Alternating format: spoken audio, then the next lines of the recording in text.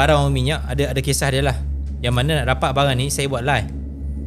Orang tu dapat awareness dan dia menyimpan barang ni. Dia takut benda ni akan jadi rosak anak cucu dia semua. Dia main ke office saya, dia serah barang ni, dan dia cerita macam mana benda ni dapat. Saya tak percaya juga kan. Mesti ada kisah macam mana arwah jadi seorang polis, dan polis ni lah yang berjaya menangkap orang minyak, dan orang minyak telah bertaubat.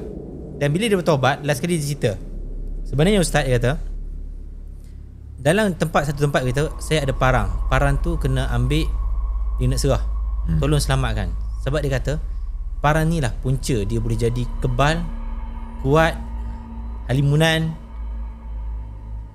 di Terengganu kisah ni. Okay. Pada tahun berapa puluhan, tak lupa dah. Tapi parang ni asal ni sini asal yang ni rasa tak asal ni. Tapi yang ni pun dia nak buat sarung ni, banyak orang dia buat tak jadi.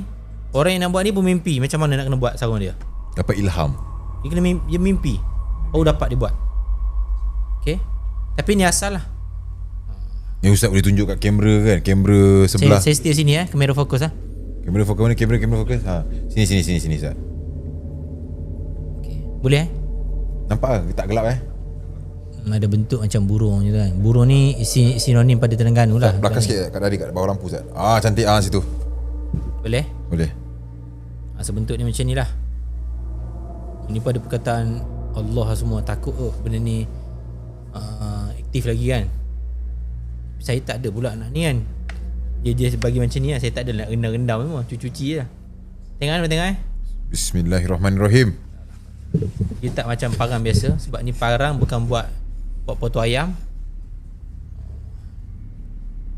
Parang ni macam ni lah. Ada kesan takik kat sini.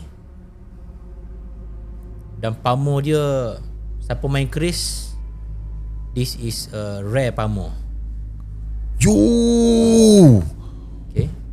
Nampak dia punya kesan-kesan tu ustaz Bukan ni karat. Bukan. Asal dia macam ni. Bukan. Aku mati-mati lah. Saya main besi. Kalau orang tak tahu, dia kata kesan darah ni kata. Saya ingat kesan darah tadi. Kan besi. Karat. Dan kalau sini ada gunungan, ada tembus lah, orang panggil untuk pelimunan. Dia punya simbol. Lighting sikit. Ada, kalau tengok pada pembuatan golok ni ataupun parang ni, golok ni, main golok ni orang panggil golok. Main golok. Kalau di alam Melayu ni senjata dipanggil golok. Okey. Kalau macam ni rupa dia, pembuatan ni special, dia bukan main random buat. Dia memang minta dibuat untuk macam ni. Ada anak sungai semua tengah ni. Kalau saya tanya pakar macam Abang Zul pakar keris, dia kata ni memang untuk pelimunan. Simbolik pelimunan. Maksudnya? Orang yang bagi saya ni dia tak tahu untuk pelimunan, tapi pamor yang ditunjuk sini adalah dibuat untuk pelimunan. Ilmu orang dulu. Tahu tak pelimunan? Limunan lah, limunan. Limunan. Untuk hilang. Tapi pembuatan dia ni memang agak complicated, dan benda ni selalunya orang yang berada saja buat. Orang berduit. Sebab apa? Okey, kamu pegang, kamu tengok berapa lipatan besi telah berlaku kat sini. Itu dia sana pula.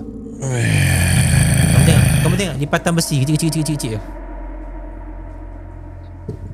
Lipatan besi Kamera mana? Sini. Kamera mana balik? Sini. Depan. Nampak tak tu? Dia lipat beratus lipatan tu. Pelik dia punya parang ni. Dia macam, kalau boleh tak aku pen kamera sini, kena dekat sikit lah balik. Aku nak kena tunjuk. Guys, kalau kau boleh nampak, dia dekat sini, dia macam parang dia macam ada macam ni. Saya cakap pamor dia tu. Lipatan besi dia panggil. Lipatan besi. Sini, nampak sini dekat sikit.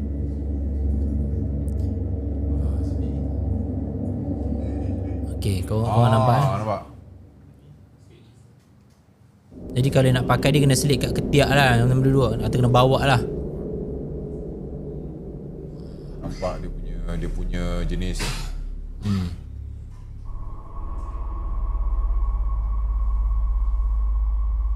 Jadi pembuatan dia ni pembuatan special lah kiranya.